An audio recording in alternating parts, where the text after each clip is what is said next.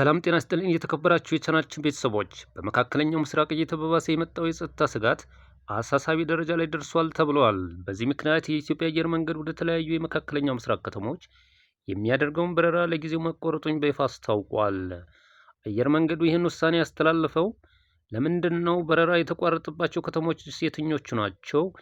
ዝርዝሩን ይዘንላችሁ ቀርበናል። አብራችሁን ቆዩ።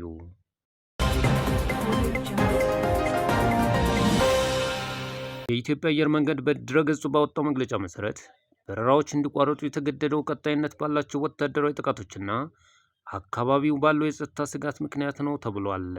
በተለይም በእስራኤልና በኢራን መካከል እየተባባሰ ያለው ቀጥታ ግጭት፣ የአሜሪካ በግጭቱ ውስጥ መሳተፍና አጠቃላይ የመካከለኛው ምስራቅ አለመረጋጋት ለአየር መንገዱ ስጋት መሆናቸውን ተገልጿል።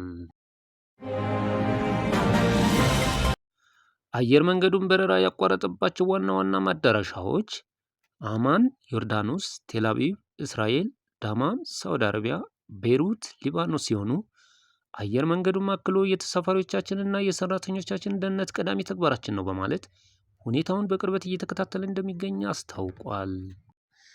ውድ ተመልካቾቻችን፣ ይህ ውሳኔ በጉዞ እቅዳችሁ ላይ ተጽዕኖ ሊያሳድር ስለሚችል ወደዚህ አካባቢ የምትጓዙ ተጓዦች ከአየር መንገዱ ጋር እንድትገናኙ ይመከራል። ይህ ግጭት በአየር ትራንስፖርት ላይ የሚያመጣው ተጽዕኖ ምን ሊሆን ይችላል? አስተያየታችሁን በኮሜንት መስጫ ላይ አስፍሩልን። መረጃው ጠቃሚ ሆኖ ካገኛችሁት ላይክ ማድረጋችሁንና ለሌሎች እንዲደርስ ሸር ማድረጋችሁን አትርሱ። ዜናው ከተመቻችሁ ቻናሉን ሰብስክራይብ በማድረግ ቤተሰብ ይሁኑ። ስለተከታተላችሁን እናመሰግናለን።